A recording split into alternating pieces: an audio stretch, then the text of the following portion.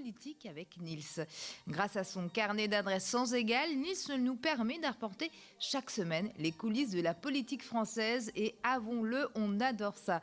Alors au sommaire, cette semaine, c'est le scandale, après qu'une vidéo montrant Brigitte Macron insulter les féministes a été dévoilée. Nils a enquêté sur ce qui s'apparente à une nouvelle opération d'enfumage au sommet de l'État. On parlera aussi de Nicolas Sarkozy. Il est devenu le parrain des fachos avant la présidentielle. Entre l'ex-président et l'extrême droite, une grande histoire d'amour qui ne date pas d'hier. Et puis enfin, on va parler des écolos. Ils sont en crise sur le vote du budget. Une partie de l'état-major des Verts a négocié avec le cornu. Et Nils a bien sûr enquêté là-dessus. Allez, tout de suite, c'est votre émission Les Indiscrets. Bonjour, j'ai liké et je vais toujours bien.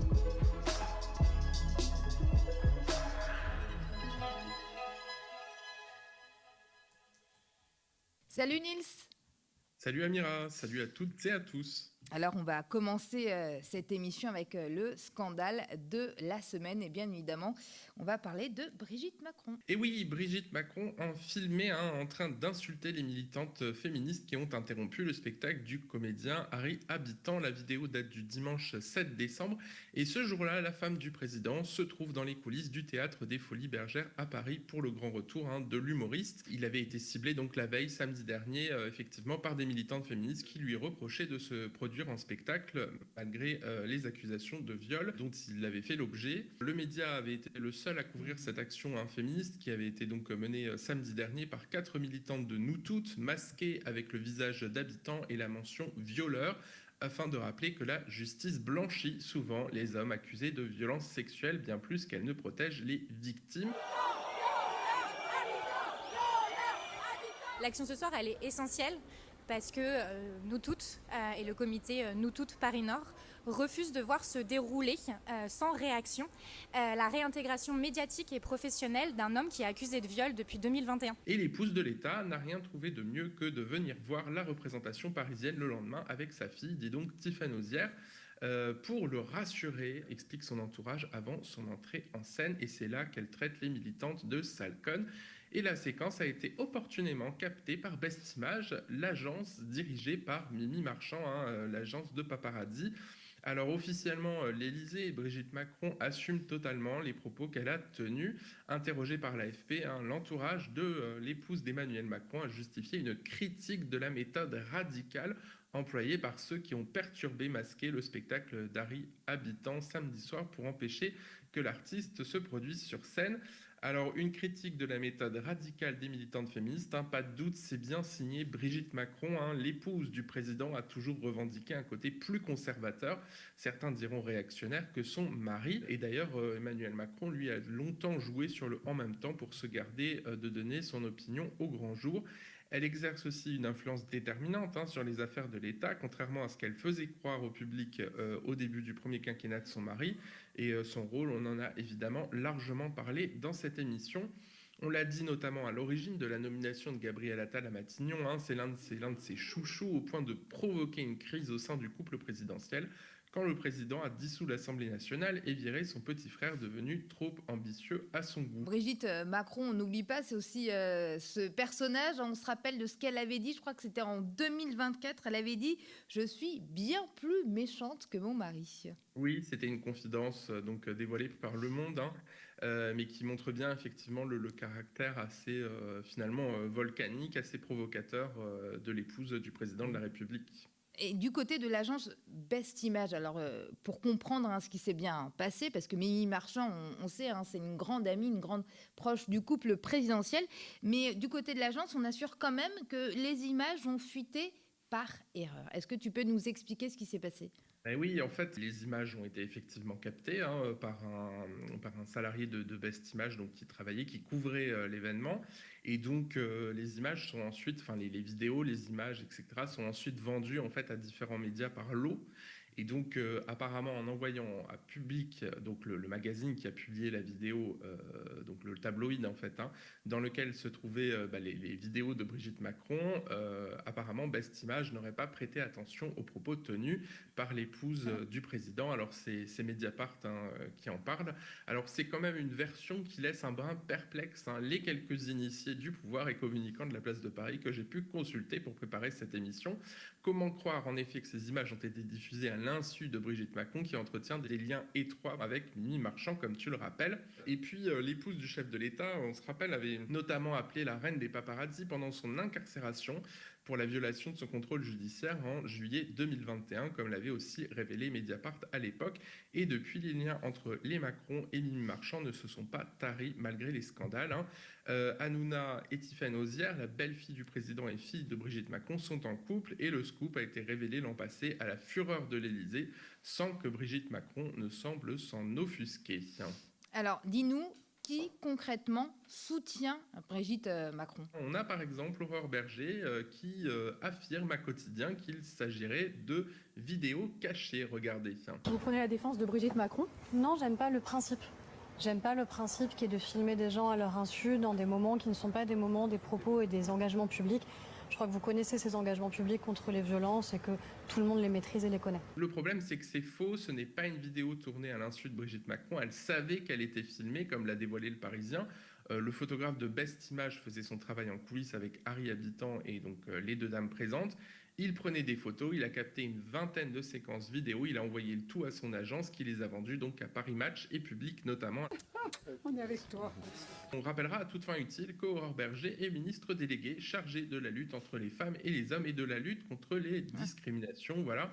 Alors du côté du gouvernement, on affirme d'ailleurs que le problème, ce ne sont pas les insultes de Brigitte Macron, mais l'action des militantes féministes. Regardez. Ce qui est gravissime, c'est ce qui s'était passé lors d'une précédente représentation. Des militantes féministes sont venues tenter d'interrompre le spectacle de quelqu'un qui avait bénéficié d'un non-lieu. J'ai interrogé un communicant politique de la place parisienne et c'est une séquence qui révèle une fois de plus que les Macron ont une cible politique bien à eux. Ce n'est pas une question d'âge ou de génération comme on a pu le lire. En insultant les militantes féministes, Brigitte Macron envoie aussi un signal aux réactionnaires. Ce n'est pas pour rien que le RN l'a défendu. C'est ce que m'explique aussi un ancien conseiller de la Macronie. Et oui, le RN, notamment Sébastien Chenu, a fait part de son désintérêt pour cette affaire. Et puis Robert Ménard, le maire d'extrême droite de Béziers, prend aussi la défense de l'épouse du président. Écoutez-le. Se mettre aujourd'hui à dire contre l'avis de la justice que ce type-là est encore un violeur, parce que c'est ça qu'elles ont dit. Alors vous pouvez penser ce que vous voulez. Évidemment, moi je ne m'attendais pas à ce qu'elle dise ça, mais honnêtement, je ne vais pas lui reprocher ce mot-là, surtout qu'aujourd'hui, il y a un certain nombre de gens qui ont des mots encore plus grossiers. On parle de Brigitte Macron, mais le président Emmanuel Macron n'en est pas non plus à sa première fois. Depuis 2017, il n'a pas arrêté de s'en prendre à la libération de la parole sur les violences sexistes et sexuelles. Oui, il appelle ça les dérives de la libération de la parole. Et effectivement, dès 2017, on l'a vu, il affirmait « Je ne veux pas d'une société de la délation, regardez ». Je veux cette exigence avec vous, qui est la condition de notre dignité. Je veux cette force de la République parce que je ne veux pas une société de la délation. Et aussi vrai que le silence assourdissant existe encore dans certains endroits de la République, je ne veux pas que nous tombions dans un quotidien de la délation qui n'est pas notre République. De la même façon. Et c'est cela dont je suis, à titre personnel, le garant. Pour Macron, dénoncer les violences sexistes et sexuelles, c'est chercher le scandale. On dirait un discours issu du 19e siècle, mais enfin, c'est un petit peu ça. Et puis en 2018, lors de l'affaire Hulot, alors que son ministre de l'écologie est accusé de viol dans le média Hebdo, il conserve son soutien à son ministre. Regardez. Il affirme qu'il n'était pas au courant, et ça c'est une information importante, de ces plaintes quand il les a nommées, mais finalement ça ne lui pose aucun problème parce qu'il explique aussi qu'il y a eu des vérifications, mais qu'il n'a pas demandé à ses ministres s'ils avaient fait l'objet de plaintes classées sans suite. Et ensuite il qualifie ces plaintes en disant que ces plaintes ont été dûment regardées et infondée. Il n'y a pas eu de jury de moralité, dit Emmanuel Macron. Il y a eu simplement des éléments de bon sens. Et puis ensuite, Emmanuel Macron fait un peu la leçon aux journalistes en parlant d'une forme de république du soupçon et en s'interrogeant sur le rôle des contre-pouvoirs et donc des journalistes dans ce dossier. L'affaire avait finalement été classée pour cause de prescription sur l'affaire Hulot, malgré des reportages et d'autres accusations de plusieurs femmes. Et Macron n'a jamais publiquement regretté d'avoir soutenu son ministre. Il a aussi soutenu l'acteur Gérard Depardieu face aux accusations de VSS qui visaient effectivement l'acteur. Et puis, ce qui est très paradoxal, c'est que les violences faites aux femmes étaient pourtant déclarées par ce même président en 2018 et 2019, grande cause nationale. Et évidemment, ça embarrasse une partie de la Macronie. Regardez ce qu'en pense Yaël Braun-Pivet, la présidente de l'Assemblée nationale, macroniste historique, qui s'exprimait sur le sujet. C'est embêtant cette affaire, tout est embêtant. Le vocabulaire utilisé est quand même assez indigne. En attendant, l'association montpelliéraine Les Tricoteuses Hystériques ont annoncé sa décision de déposer une plainte pour injure contre l'épouse du président. Affaire à suivre. Oui, affaire à suivre, comme tu le dis, Nice, parce que je pense que c'est une histoire dont on ne va pas cesser de parler.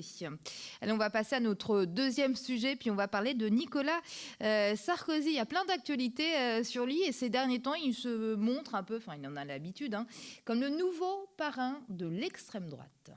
Eh oui, dis donc, s'il exerce une telle fascination à l'extrême droite, c'est non seulement parce qu'il a, lui, réussi à exercer le pouvoir suprême en arrivant à l'Élysée, mais surtout, ils ont quand même l'impression de vouloir courir au RN en cas effectivement de succès électoral ou si la dynamique électorale prévue pour le Rassemblement national se poursuit. Et puis bon, il y a quand même des raisons aussi plus pragmatiques de ce rapprochement entre Nicolas Sarkozy et l'extrême droite. C'est que si le RN accède à la présidence de la République, eh bien l'ancien président rêve d'être gracié par le Rassemblement national. Et puis, il y a aussi un rapprochement via un éditeur. Sarkozy, Bardella, Zemmour, Philippe de Villiers sont tous chez Fayard. Avec Bolloré, on peut dire que l'union des droites est déjà une réalité. Allez, on va...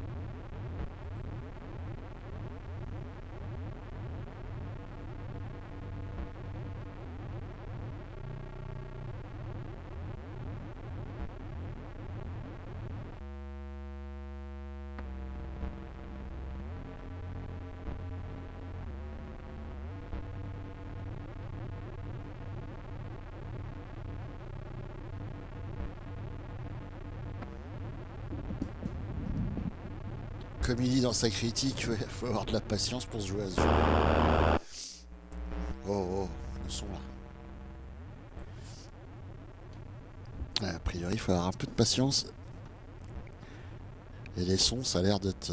c'est du noise là, mais... vu qu'il le son, c'est quoi? C'est un moteur qui est en continu, c'est de folie.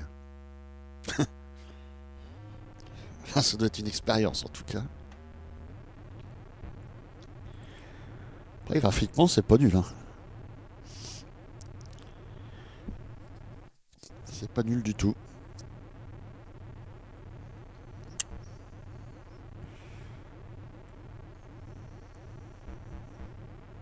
quoi, c'est Spin Dizzy qui ressemble à ça. Je crois, en isométrique avec comme un diamant hein, qu'on contrôle.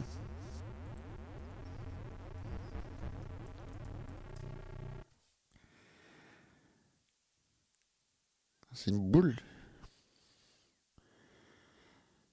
Non, ça a... Oui, c'est un diamant.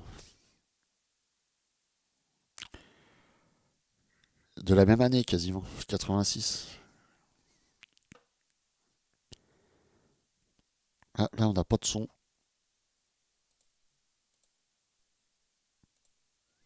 Est-ce que c'est la capture qui a été faite sans le son ou pas?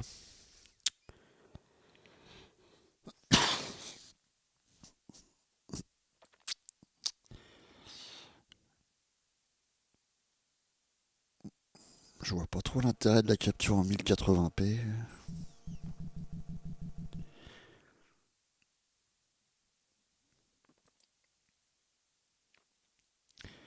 Ah, moi j'ai dû l'avoir sur Amiga, celui-là il était... Ah si, on a du son.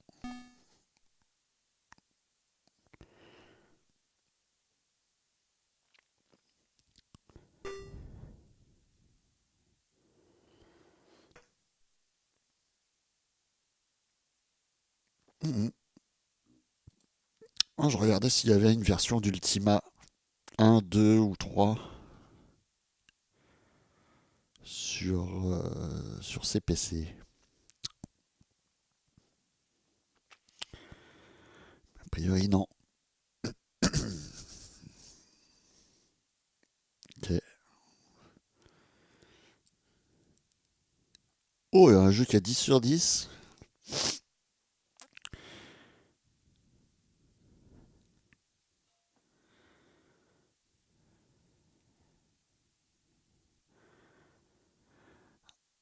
Un jeu de plateforme inspiré par Gargoyle's Quest.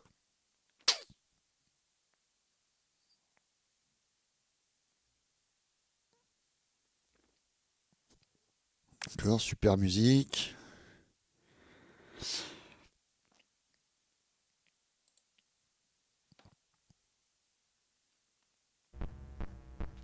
C'est qui a fait ça?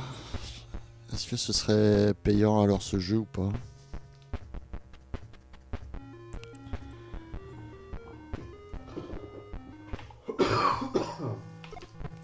C'est pas moi. C'est Monsieur Xénomorphe là qui tousse. Ah oui, le sprite, oui, c'est Gargoyle's Quest là.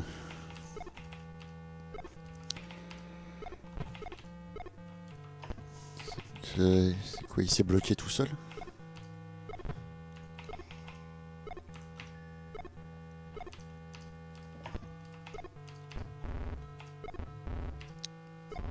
Sympa. Ah, une ambiance.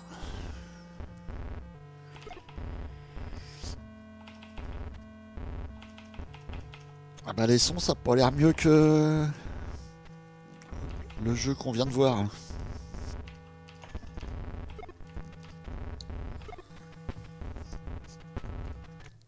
C'est aussi horrible.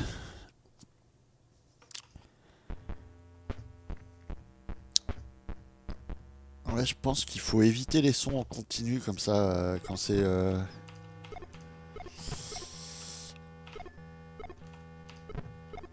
Quand ça sonne comme ça, à moins que ce soit un jeu de bagnole et encore.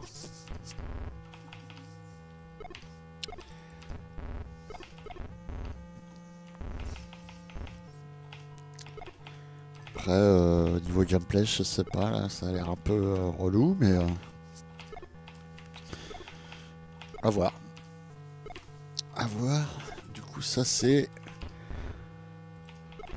C'est téléchargeable, mais... Ouais, donc ça veut dire que normalement, il est gratuit. S'il est téléchargeable chez eux...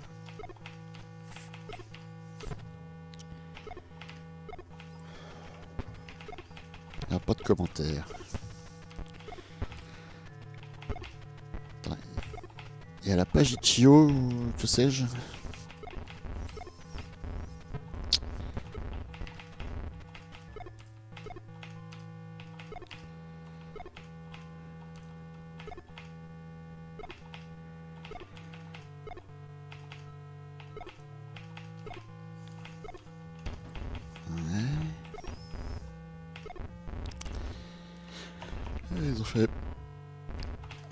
culte.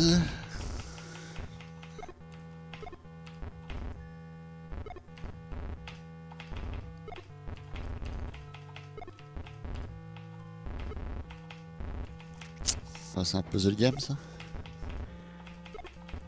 Je sais plus ce qu'elles veulent dire, les icônes.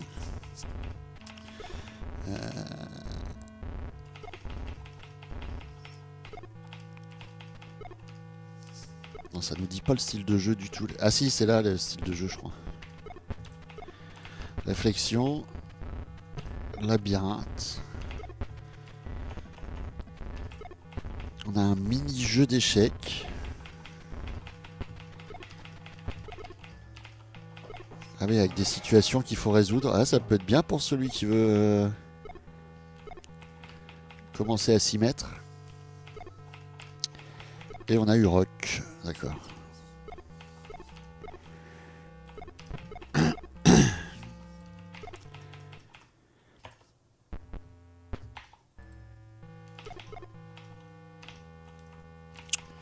Ouais, alors il parlait de musique exceptionnelle.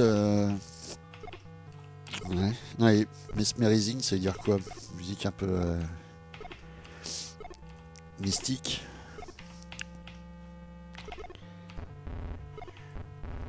Hypnotique. Ah, je la ressortirais, ça.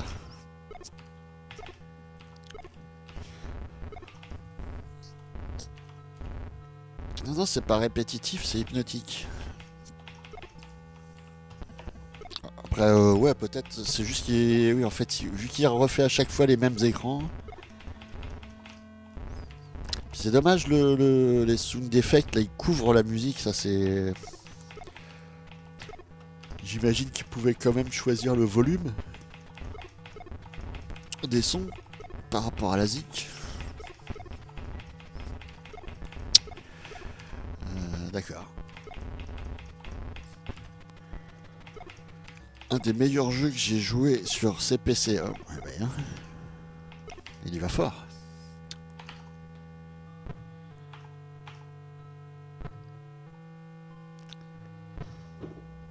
Il serait sorti sur Spectrum aussi.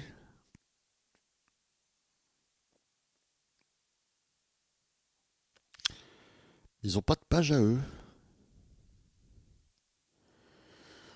Marrant ça.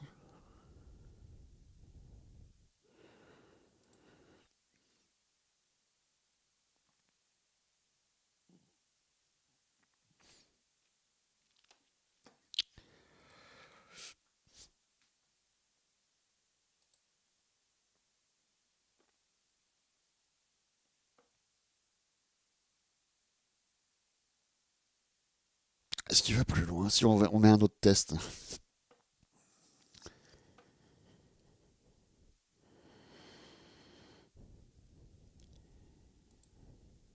I don't know, Lethal Weapon, Mad Max.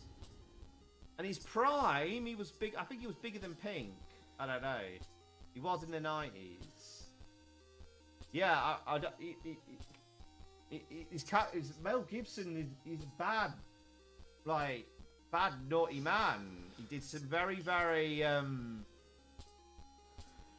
don't like the guy now. I loved his movies. Mad Max too. Road Warriors in my probably top 5 movies of all time. But he is a bit of a scumbag, no doubt about it. Tape fort sur Mel Gibson. Films, but I enjoyed him slightly less, knowing what kind of person he is. But yeah. Zypher not giving me credit for blowing weed smoking Donnie Darko's face. Oh yeah, I forgot about that, man. Shovel. That's nuts. That is nuts. I don't know. Shall I give the win to Rob? Plays okay. It's not great. Could have been better. Could have been a lot better. Welcome into the Am stream, Bob and Decay. Sorry for the silliness. Welcome in, my friend. Welcome in. We're playing a brand new Amstra game here tonight. Do you know what I might do? I might take a snapshot here, just to make progress in the game, so we're not wasting too much time. Okay, so this is called, right, Uruk. This is take 1, level 1, 1. Okay. Maud sneaking in. Hello. Hi, sneaky Maud. Cool. Kill that creature without taking a hit. Excellent. Get on the left. Cool. Got over that without hitting the spikes in the ceiling. Uh-oh. Right, it's interesting. When you leave the room, the screen you're in, the monsters are in the same place as you leave them. And they obviously, as well, they respawn. Cool.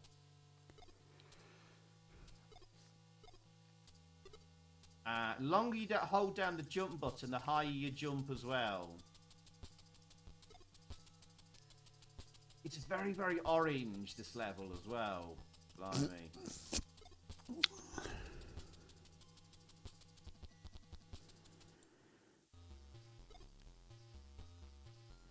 Il joue assez longtemps.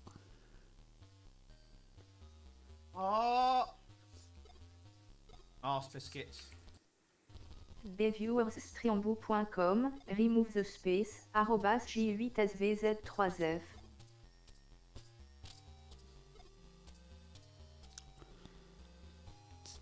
Ok.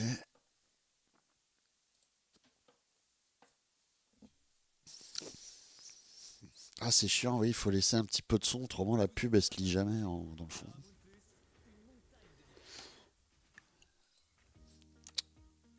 Ouais, parce qu'il y avait cette vidéo là. J'étais en train de regarder. Big fan of the 1981 Terry Gilliam movie Tom Bandits, which he watched in the cinema many times. And that Sur les premiers Ultima.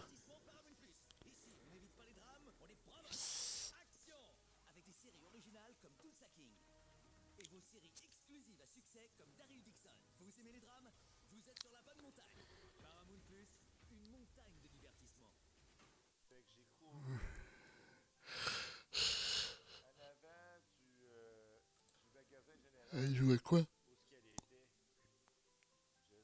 RPG.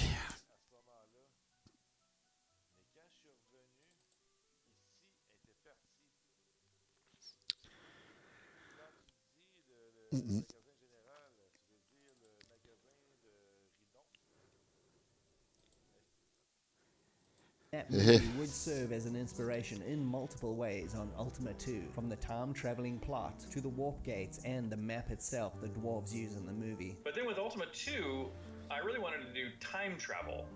And so the Ultima 2 sort of takes place on Earth. And the reason why I chose Earth is that if you're going to go back in time, it's important to have some references as to what does it mean to be backwards in time. You know, so if you go far enough back, you get to the time of dinosaurs. You know, if you go, and the continents might be shaped like Pangea.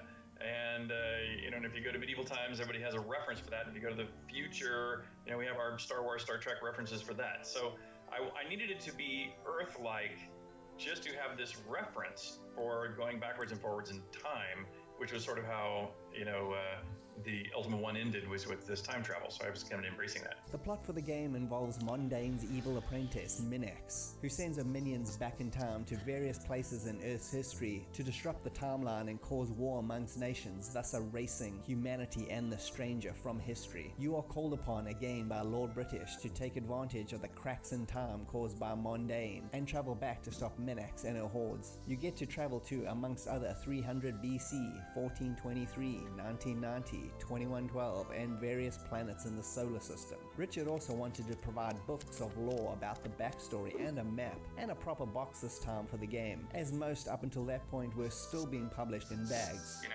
compared to most games, especially back in this day, which were coin-op arcade knockoffs, you know, I was already creating virtual worlds that I wanted people to feel were real. And so Ultima 2 was actually the first game in our industry that came in a box. And not only was it in a box, but it had things to imply that the world was real. You know, it had cloth maps, and the cloth maps, you know, had arcane information on them about how to travel around the... Ah, il dit que c'est un des premiers jeux qui est sorti dans une box. Parce qu'il y avait tout le bouquin, du lore, tout ça. Et a priori, ça a l'air assez SF. avec du voyage dans le temps et dans l'espace. Moi, j'ai pas eu ça dans Ultima 4. Est-ce que vers la fin du jeu, ça se barre en SF, je sais pas. World through these mystical gateways and portals. It included instruction manuals that, to the best degree they could, wouldn't confess that this was a computer game. To the best you could, it would try to describe the world as if it was a real place that we could explore and conquer together. Many companies turned down publishing the game due to the cost involved with the trinkets, but finally Sierra Online stepped up and decided to publish it. The game was much larger than the original, with much bigger towns and cities as well. More vehicles for travel, including planes, boats and spaceships. And ils voulaient pas le commercialiser. It would try to describe the world as if it was a real place that we could explore and conquer together. Many companies turned down publishing the game due to the cost involved with the trinkets, but finally Sierra Online stepped up and decided to publish it. The game was much larger than the original, Ouais, c'est with ça. much bigger towns and cities as well. More vehicles for travel, including planes, boats and spaceships. And the first-person dungeon levels were back. It's still a Ce qu'on appelle des gens ambitieux, et c'est pas mal. Ça donne des jeux originaux. Collecting items. The C64 version was first released in 1984.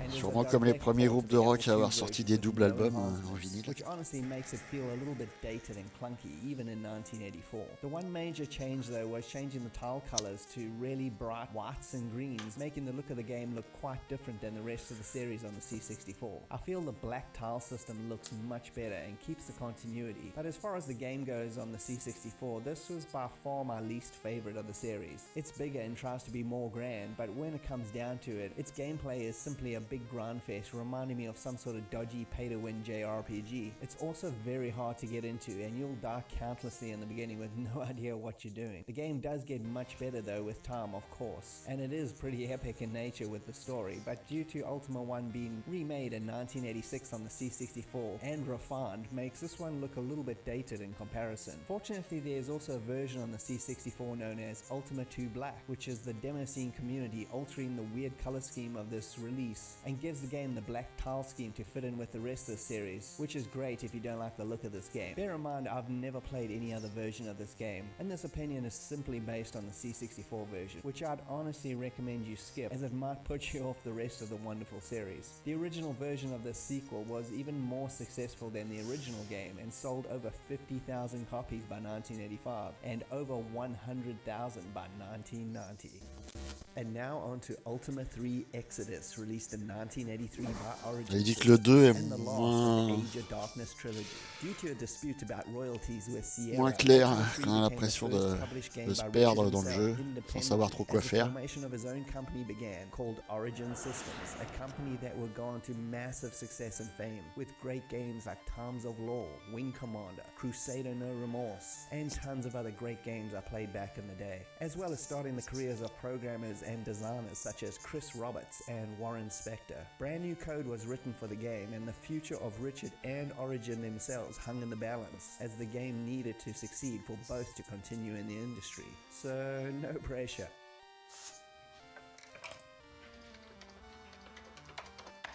The story this time involves Mondaine and Minax's demon spawn kid who has grown up now and wants revenge on Cesaria and the Stranger, and thus releases his minions across the land to rain on the destruction. The C64 version was released 1 year after in 1984, the same year as Ultima 2 on the Commodore. The game itself brought a host of new improvements to the series and RPGs in general. It was no longer a single character game, as you could make up a party of up to 4 people, and the combat system was way more intricate. When monsters are encountered on the overworld map, it flips to a separate turn-based screen for the battles to commence. It wasn't the first game to Ça do ressemble au this, 4. but due to the series' high profile at this point, it was definitely one of the ones that popularized it for all RPGs going forward. Again, the maps were bigger and more detailed, with NPC conversations now having branching paths, giving everything more layers of lore and immersing you in the quest even further. The introduction of the moon gates were also here and would be seen in all the games going forward, which were basically fast travel warps to get you around the map quicker. The conversion to the C64 is actually really good, and the game plays quite well, despite lots of loading. It's leaps and bounds better than Ultima 2, at least in my opinion. It also brings back the focus on a more precise story and much better combat that requires way more strategy as opposed to 2's hack and slash approach. The music by Ken Arnold is also very memorable, and he'd end up doing the C64 music on 4, 5 and 6, even though 6 is just the same as 5. All Ultima music in these early days was composed by the same gentleman by the name Ken Arnold, who's a dear personal friend. I still think of all that music incredibly fondly. I have it on playlists I still periodically play here at my house. The conversion to the Commodore was done by Chuck Buch, and he was also one of Richard's friends from university and a founder of Origin. And he went on to convert, design and program tons of Origin games, such as Auto Duel and Omega, amongst many more. He's also a character in the games as Chuckles, Lord British's crazy Colchester. And although this game on the system runs really well, a C64 demo scene, a major help of the group Genesis Project, did a really nice update of this in 2007, which is where I captured all this footage from. Improvements such as a built-in fast loader, the game now compressed onto one floppy, so there's no disk swapping. Lots of small gameplay tweaks, and a trainer menu if you're just plain terrible at RPGs. Ultima 3 Gold, as it's known, is available on csdb.dk if you want to try it out. The game would also get a conversion to the Famicom a few years later, and became for most console gamers their first introduction to full-on RPG mechanics. Released just after Dragon Quest in 1986 in Japan, these two games are considered some of the most influential games on the JRPG scene in the early days, and an NES port followed in 1989.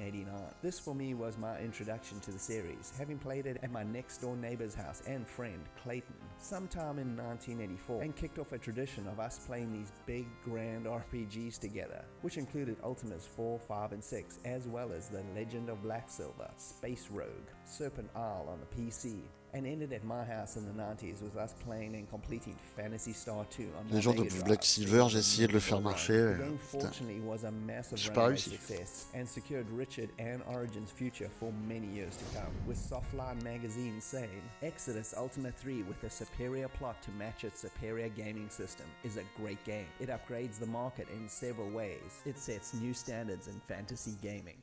And now on to Ultima 4 Quest of the Avatar, released on the Commodore 64 in 1985, and the beginning of what is known as the Age of Enlightenment trilogy. Richard decided on a radical new direction for the series after reading a lot of fan mail about Ultima 3. Once I published Ultima 3, suddenly a large number of people wrote to the company, and I began to see exactly what people thought of the game. They would often describe how they would play the game. As I quickly realized, people were playing completely differently than I thought. They were mini-maxing for power versus role-playing as the hero. It was really eye-opening, and this sparked a fundamental change in the RPG direction. The game took 2 years to develop because of the new direction, with Richard this time upping the ante on story and character, and a bit less focus on the hack and slashing. The world is said to be roughly 16 times larger than Ultima 3 in scope, and is also the first in the series coded with the C64 in mind, and not just a port of the Apple II version. This one again was done by Chuckles. The story continues after Ultima 3, with Lord British trying to reunite the faith of the people of Sosaria after 3 cataclysmic events that warped their world almost beyond repair. He calls on the stranger once again to help rebuild the land, which he now dubs Britannia, and would be the world's name in all future games. There is no big bad to kill this time, but you have to, through your actions, reinstill people's faith in life by performing virtuous actions, which are now like little quests. The 8 virtues which you have to build up are honesty, compassion, valor, justice, sacrifice, honor, spirituality, and humanity. All of these have to be built up, and eventually you'll be able to enter the Stygian Abyss, which would get its own excellent spin-off game in the early 90s, and find the Codex of Ultimate Wisdom, and thus become the Avatar. Ultima 4 was particularly special in that it was the first time I could sit down and go, you know what, coding it is no longer the problem. Whatever the language is that we end up using, I'll figure it out. I now need to actually make a good game. Wait, no, what am I trying to do with games? What am I trying to say? What am I trying to prove? It is obvious it's going to go on for a while. I mean, Ultima 1, 2, and 3 only connect to each other because I looked backwards and said, well, I guess I got to pick up wherever it is I randomly left off, and let's continue. Ultima 4 is when I finally said, okay, look, I'm gonna get rid of the Balrogs from Tolkien. I'm gonna get rid of the orcs also from Tolkien. I'm gonna get rid of the lightsabers and land speeders from Star Wars. I'm gonna make my own world. I'm gonna make my own game from scratch, and my own world from scratch. And I thought a lot about, the fact that people weren't being good guys in my game. I knew I wanted to make a game that had these ethical parables in it. But if you're doing a game with ethical parables, I said, look, it's important you're playing yourself, not an alter ego. Because if you're playing in D&D, a D&D campaign, you can play an evil wizard. And if you're playing an evil wizard, or if you're being Conan the Barbarian, you should be expected to act like an evil wizard, or expected to act like a moral Conan. And so if I'm going to do a game about ethical parables, it's important that you feel guilty if you do something bad.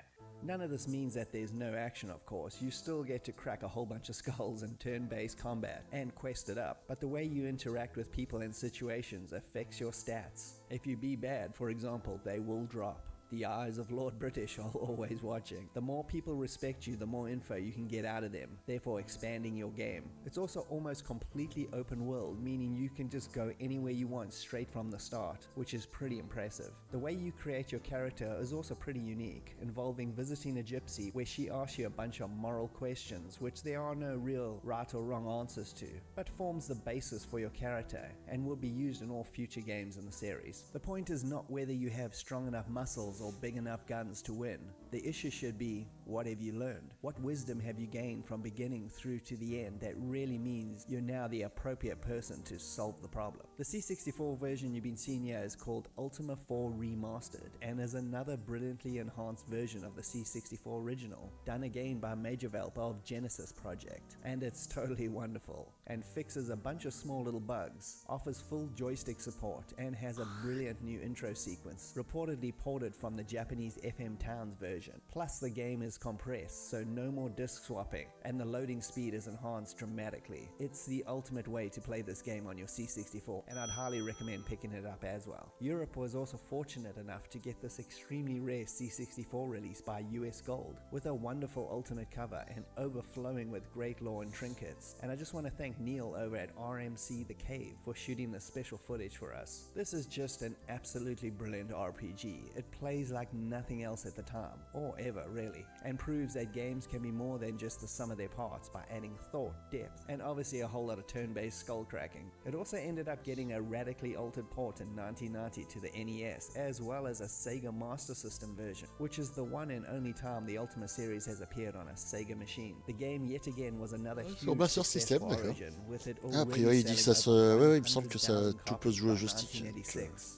Only 1 year after its release. Au Ultima gamepad aussi. 5 Warriors of Destiny is the second Age of Enlightenment game, and was released in 1988 on the Apple II, and was the last game in the series to be programmed on that system. As by now, Et le Richard 4, il est Machine gratuit at sur this GOG. point had reached Merci its Lord max. British. It's also the last to be programmed with Richard as the lead, as by this point the games had become way too big for one person to handle, and all future games would have the PC as the lead, and Richard would go on to the design and writer mode.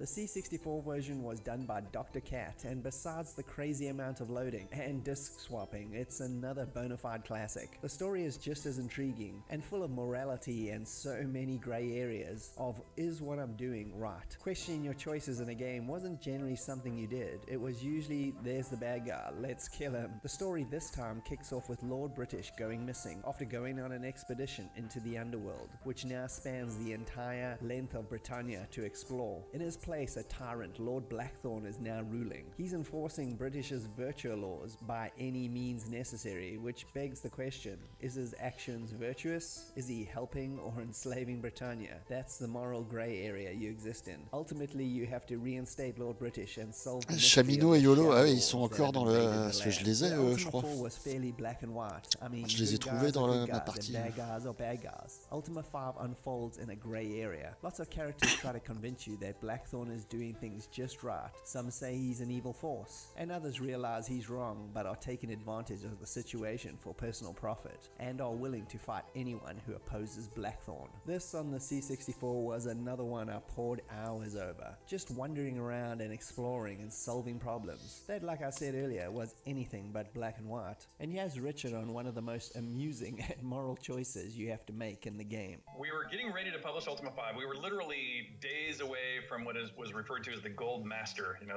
the version that would be copied on the machines.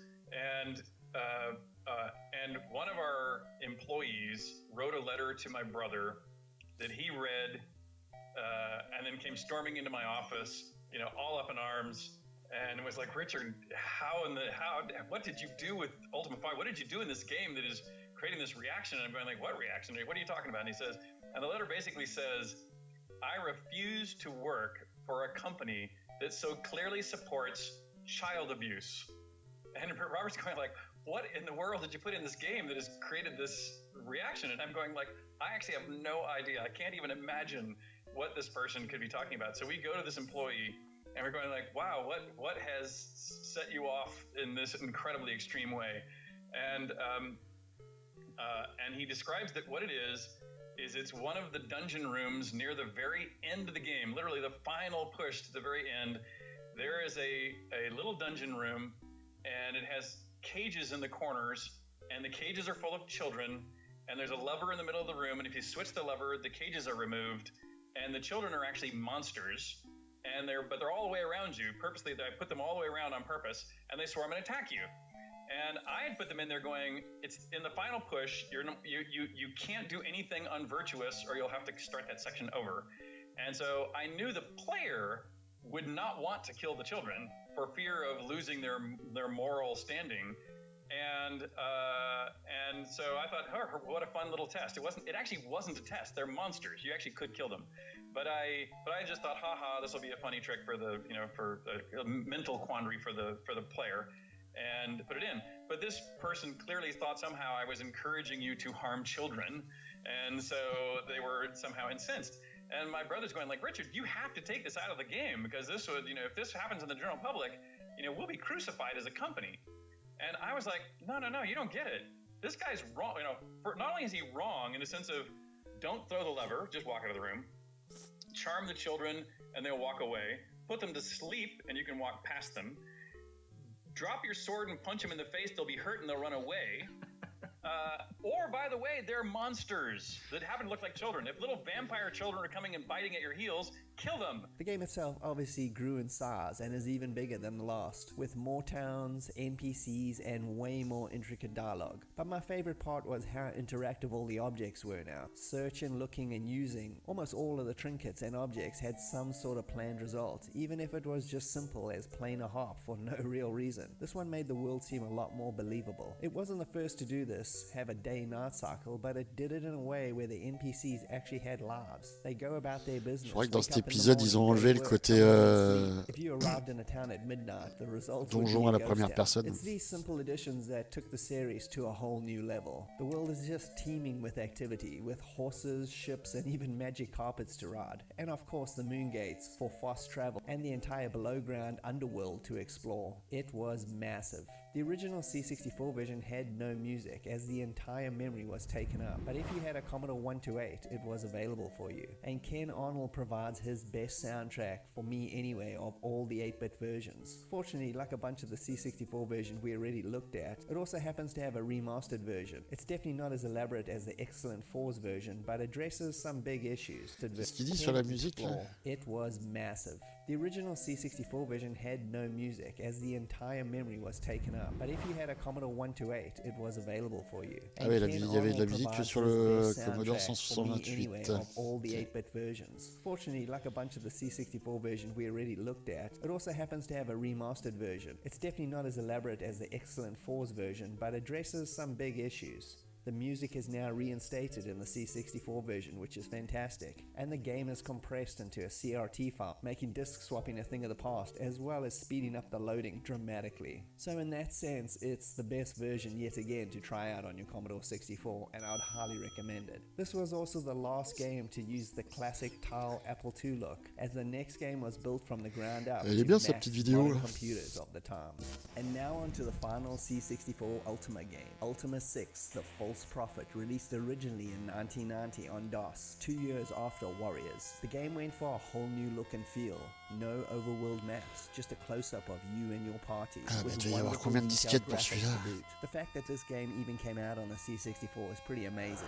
The PC version is much better, of course, but that didn't matter to me in 1991 when I originally loaded this up and the C64 version was released. It just sucked me into Britannia's world, even more so than the rest. The story this time seems a lot simpler on the surface, as we see Britannia invaded by a bunch of gargoyles. The Avatar is summoned in one of the coolest intros in RPG history. But the kicker is, the only reason the gargoyles attacked is cause their land was invaded and ruined by the actions Ah, of ça the reprend Avatar. toujours la as même British carte in hein, the depuis le previous 4 game. là. Unintentionally, of course. On Thus reconnaît sets bien. up the moral grey area that is the final game in the Age of Enlightenment trilogy. My guess why this got ported probably was Origin reasoning. Even though the C64 was waning at this point in the US, it still had an insane installer base worldwide, so the task was set to convert it. And here's Richard talking a little bit about the making of the Ultima 6 engine. By the time we get to Ultima 6, it's about 2 years to make an engine, to make a game. And 2 years is a long time, and it's a lot of money. We're now, the cost going into Ultima 6 was, well, you know, by today's standards, just negligible, but it was probably, you know, $1 million or $2 million bucks. They would go into the construction of that game over 2 years. And that 2-year time 2 frame is a millions long time de to wait dollars between ouais, products. sur 2 ans. And it's a big investment that may or may not pay off. And so the company is beginning to feel, all companies are beginning to feel this pain associated with rebuilding engines from scratch every time is a pretty expensive habit to keep up. And for the most part, only a few things were left. Pourquoi on il a the refait le cutting room moteur floor. The major stuff is some dialogue was trimmed, the close-up portrait shots. Ouais, of graphiquement, characters oui, are bah gone, ici, and il there était is obligé, no ouais. horse Il y a un power. inventaire But you honestly don't miss graphique. any of it once you start playing. Battles again are turn-based party affairs, and the world improves on the day-night living cycle and ups the ante on interactivity with objects and people. This was probably the last RPG I played on the old bread box originally, and one of the final ones Clayton and Ah, I on played voit les together. 4 personnages We à had a l'écran à bootleg chaque fois. version, of course, Ok. because C64 original games at that point were really hard to find. So we set out the task of mapping the entire game first before we actually started playing it, which took Je sais pas si months. sur le 6 ça Fortunately, change we did d'écran have quand il y a help, des as we had bagarres. a basic idea what Britannia looked like, thanks to it not deviating too much from 4 and 5. After that, we played and played and played, from Underworld to Surface. It was epic. It was a game that took up a better part of a year to play, and despite it loading every few seconds, making 50% of that playtime actual loading time, I loved every minute of it. The icons at the bottom of the screen in the DOS version are replaced with simple joystick and a few keyboard presses for the actions. It works pretty well and was quite easy to use. The graphics still kept the dark black look of the previous games, and the music by Ken Arnold in the intro is fantastic, even though it's just the same theme from Ultima 5. I ended up playing the DOS version a few years later after that and was absolutely blown away by it. But that didn't taint my love of this humble version, the only Ouais, les 2 version millions, à ever mon made. avis, ils And if sont you wanna surtout check out passés dans la some more version PC. adventures in Quoi. my RPG days, check out my top 10 C64 RPG video that you may enjoy. The game was praised in the press for its bold new look and interface, and the C64 version scored a whopping 98% overall in Zap64 magazine, with them saying, Ultima 6 is simply incredible. There's even some superlative graphics, although for the most, the real appeal is in an enthralling plotline with untold depth, and the high level of character interaction with an intricately detailed and delicately balanced world that will take long time to explore. Ultima 6 is role-playing at its most creative. Witness the state of the art. There is unfortunately not, as far as I could find anyway, an enhanced version on the C64 for this, probably due to it being on 6 double-sided discs, so playing it will Putain, 6 require disquettes. oodles of patience. But for me anyway, it's the Ultima game that sticks with me the most, right up till this day. And I really hope you had fun looking back at this classic RPG series. And you can also find those enhanced versions of the C64 games over at csdb.dk. C'est bizarre comment il se force à sourire, par contre, je l'avais vu ça. Be at 64K. I hope you had a good time. And if you can please like and subscribe, that'll be greatly appreciated. I'll see you next time. Bien les Américains, ça a toujours à sourire. Comme des vendeurs de voitures. Late Night RPG, which would later be considered the first fully realized strategy wargame in computer form, chose SSR because in 1977 and had all the with its sales of over 250,000 copies in North America alone. SSR were riding high, with the game receiving excellent reviews from the press and winning the Origins Award for the best fantasy computer game of 1988. The die was cast. Là, c'est une vue Now they isométrique. just had to keep people coming back. You're playing the most phenomenal game ever created. Your skin grows cold from your first glimpse of the enemy. Peace is a product of your imagination. Survival depends on a quick, decisive move. Your choices are limited. Stand and fight, or run. Use your lightning bolt. Victory is yours. Win the treasure. TSR Hobbies, Dungeons and Dragons games. Products of your imagination. SSR's plan wasn't simply to release one RPG after another with the gold box engine, but diversify the releases with supplementary action RPG hybrids to fill the gaps between their big releases. Developed by outside studios to keep the momentum and brand fresh. It was a clever idea and probably another reason why they won the license overall. Their two biggest contributors were UK developer US Gold and American company Westwood. 1988 would also see the introduction of the first silver box release, colored different to help distinguish the action RPGs from the hardcore SSR line. This all resulted in a release called Heroes of the Lance by US Gold, hitting the shelves in late 1988. This one was set in the Dragonlance module, Dragons of Despair. It is mostly a straight-up action title with light RPG slant in the fact that when you pick up certain objects like coins or gems, you gain experience as well as killing regular enemies. All of this adds to your overall score for the end of the game. Your quest is to guide a group of 8 diverse characters, each with their own specialities, weapons or magic, and enter the Temple of Zaxxaroth to retrieve the Discs of Mishakal, which will bring the true gods back to the world of crime. But it's never that simple, as it's guarded by an ancient black dragon right at the bottom. The abyss is filled with traps, creatures, and maze-like levels to fight your way through. The 8 characters can be swapped out at any time to continue your quest. You can kind of think of them as lives, but each character has their own advantage in situations, and switching between a character before they die to let them heal as others take over is all part of the game's strategy. Everything is in real time. You can pause it and jump to a menu system to select characters, heal with magic, use items picked up, give items to other characters. Ça fait peut-être un peu beaucoup 8 personnages quand même à gérer, hein.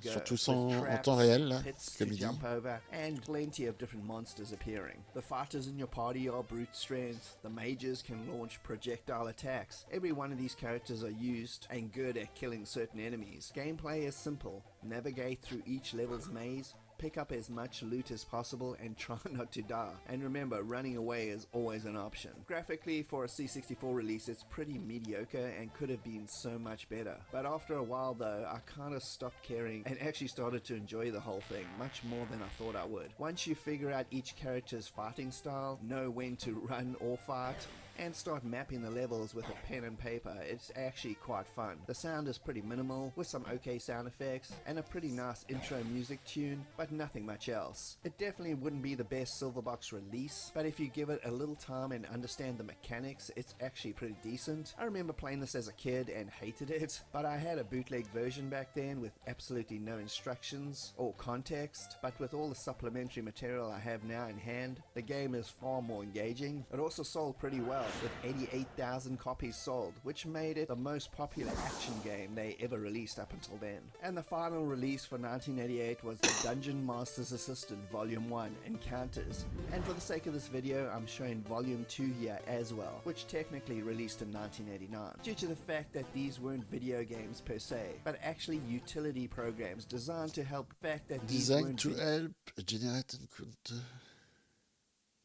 video games per se, but actually utility programs designed to help dungeon masters setting up D&D tabletop games, generate encounters and campaigns by combining all the info from multiple D&D player, monster and dungeon master books. With Volume 1 releasing in 88, C'est un it had traîneur over amélioré, 1,000 quoi. encounters and 1,300 monsters to mix and match. Volume 2 released in 89 titled Characters and Treasures, just built on it with character creation for quests and a whole lot more. Both came in black boxes, the only two in the original line that did that. It was a pretty unique idea, and considering how niche these releases were, Volume 1 managed an impressive 26,000 copies sold, not including Volume 2, and was another clever way to keep the public interest until the next big gold box title hit the shelf in 1989. We interrupt our program to bring you this important message.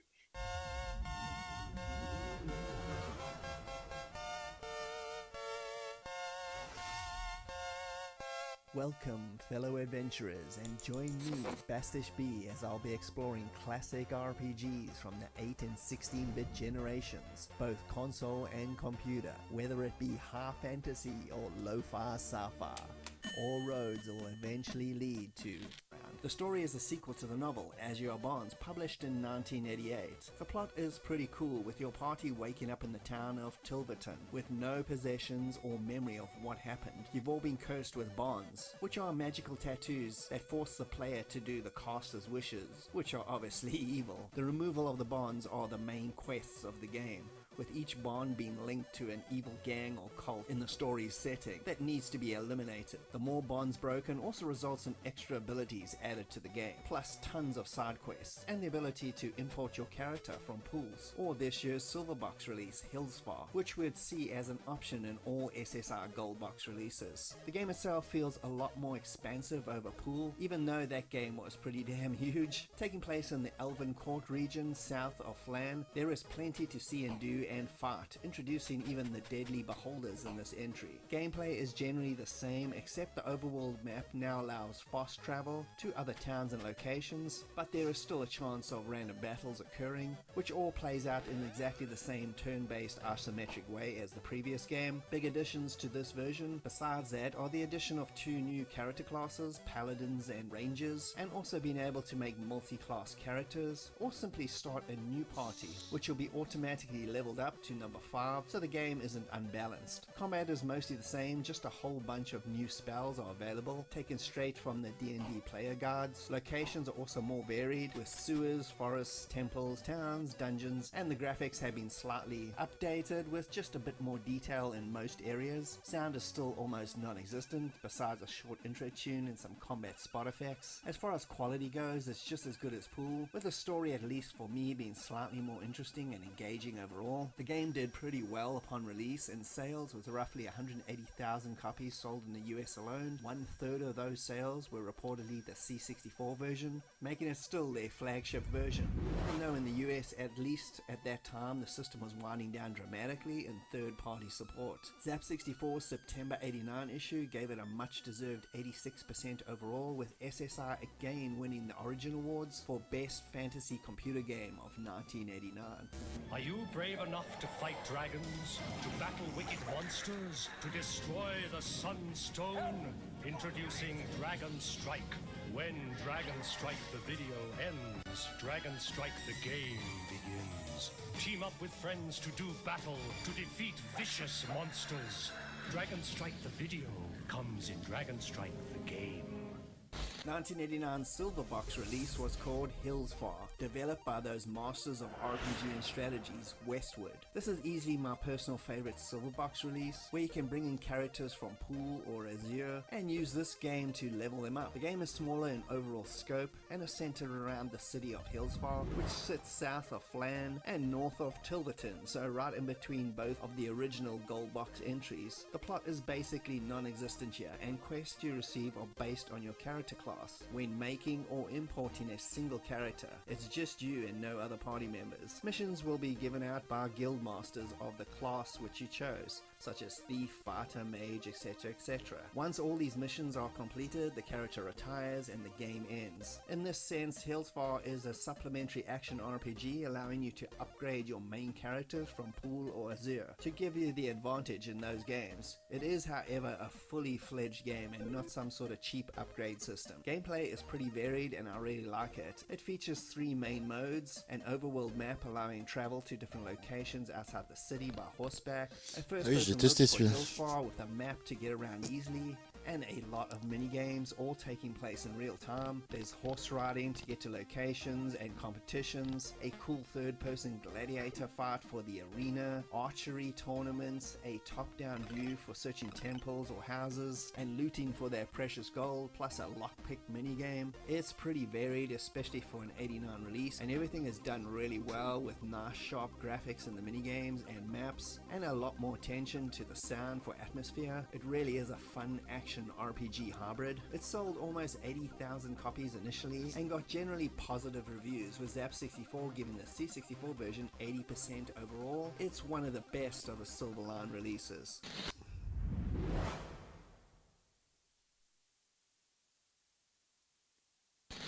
$1990 was the biggest year for Dungeons & Dragons content. 5 titles in 12 months.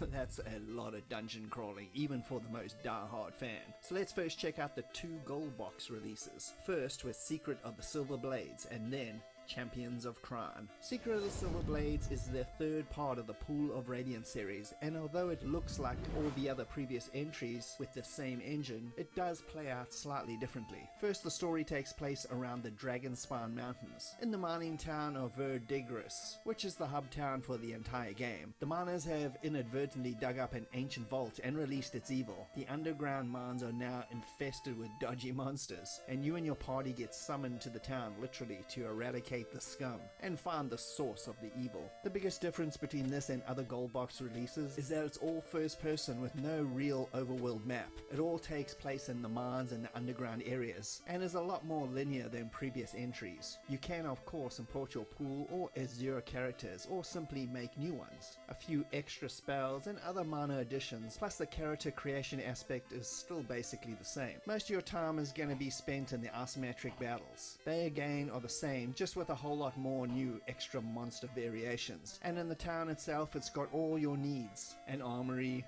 bar, hall to level up your characters, temples for healing, and a few others, with the Well of Knowledge in the center of town being a helpful clue system, paying money to find out what to do next, or more info on the subject at hand. This one is a lot more combat heavy than previous entries, and it becomes slightly tedious after a while. Turning on the CPU quick combat control by pressing Q in a battle helps speed things up a bit, but still it's very long and drawn out. The story itself also feels a bit more basic and doesn't really draw you in as much as the previous titles. Out of all the gold box releases, it's honestly my least favorite. A little bit too repetitious, linear, and mostly forgettable characters. It's not a terrible game by any means. It's just underwhelming when you compare it to what came before, and what came before was pretty epic. The C64 version actually got pretty terrible reviews upon launch, with both Zap64 and Your Commodore magazines giving it a 48% and 46% respectively. Both I feel are way too harsh, with the Zap review coming off as slightly dodgy, with the reviewer saying the sound was really good, not sure what he was playing, the intro tune is absolutely terrible like all these games, and there's about 3 other sound effects for the rest of it, so you can take that review with a massive grain of salt.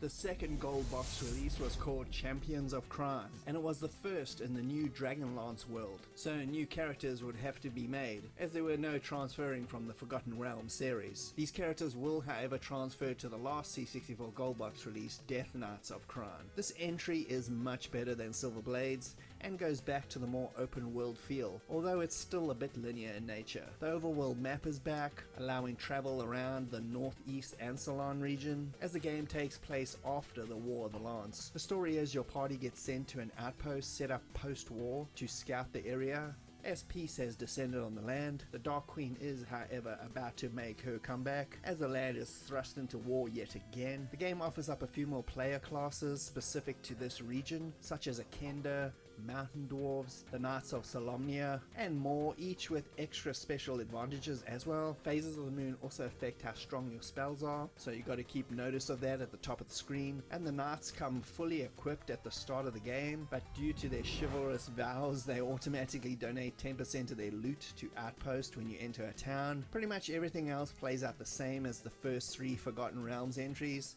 as far as gameplay goes. First person for exploring, asymmetric battles, and overworld map for fast travel. It's a really excellent game with a progressively better story as the game goes on. Again, giving you a small world to exist in. It just makes it feel a lot more alive and fun to explore. Both Zap64 and Ace Magazine gave the C64 version 87 and 85% respectively. Both games were successful in terms of sales. Silver Blades unfortunately sold more, with roughly 167,000 copies sold, and Champions came in at 116,000 copies sold. Although this title was the first in a new series, and you couldn't use your party you could have technically made in 1988 and gone on all these adventures with, which probably made it a little bit less appealing initially. Open the world of advanced Dungeons and Dragons action figures. Strongheart, Bronze Dragon, Morduk, Nightmare. Discover a world of mystery and magic. Stand back, Strongheart. You shall never have this treasure. Evil is no match for good until we meet again. Advanced Dungeons and Dragons action figures from LJN. Pure magic. And now over to the only green box release, War of the Lance, which was also set in the Dragonlance universe. This is, however, a very traditional and a little bit unconventional playing turn-based strategy war game, a game genre that basically SSR were kings of in the 1980s. It's clear to me just from assumptions that the green box was gonna be an ongoing series of turn-based games, but due to terrible sales of only 15,000 copies sold, this was the first and the last for that idea, which is a real shame because it's a really impressive game on many levels. You play the Whitestones and have to try to defeat the High Lord. If you play in a 2-player mode, one person is the Whitestones and the other controls the evil High Lord forces. What's interesting is how well this game incorporates the D&D lore into its gameplay. The basic way to win is to try to occupy or take over as many capital cities within a certain time period, or outscore your opponent by the end. The game can be played in different time periods, with each game year allowing 5 turns to be made. The battles are really big. There's plenty of diplomas. Your party is headed up again by Gold Moon, and they set out to stop the Dark Queen's invasion of crime. Each of your party members have different weapon sets, and again can be mediocre at best. Indicates how well the overall war is going, with each successful mission moving you along the board. The Ils ont vraiment essayé de faire des jeux, types de jeux différents sur la licence. A radar on the bottom left to track down the enemies. Your heart is measured on the right, with the into the frontier. All the gold box tropes are here: first person exploring, an overworld map, and asymmetric battles. The biggest change is probably the graphics, especially in the battles, have been beefed up with much more detail overall. The plot gets going pretty fast, but you don't really know where it's going for quite a while, as the information comes in pretty slow, probably due to the many side quests, with extra characters joining the party above your usual 6. It's a pretty good start to the new Forgotten Realms storyline. It's just a pity the C64 didn't get to see it all the way through, not getting a conversion of the 1992 sequel, Treasures of the Savage Frontier. Still, it's a complete game in terms of story, received really good reviews for the C64 version, with Zap64 giving it 78% overall, and the game sold 63,000 copies overall. SSR would never surpass the 100,000 mark sold, as the series and its engine especially were really running out of steam at this point. And the final SSR C64 Gold Box release was Death Knights of Crime, the second game in the Crime trilogy. It ended with the Dark Queen of Crime in 1992, which the C64 didn't get either. But like Gateway to the Savage Frontier, it's still a fully contained game and doesn't feel like half a story in any way, shape or form. You can import your characters that you started in Champions of Crime, or simply, as per usual, start fresh, and they'll be balanced up enough to work in this game. The story has the evil Lord Soth raising an army of the dead and resurrecting past heroes and making them generals in his massive army. You gotta make your way to Darragard Keep and destroy Lord Sarth. Gameplay is pretty much the same as Champions, with the moon phases affecting magic, extra characters being able to join as NPCs, and a lot more side quests than usual, which I really like. The presentation again is pretty damn good. The battles are scaled back a bit, so you're not facing as many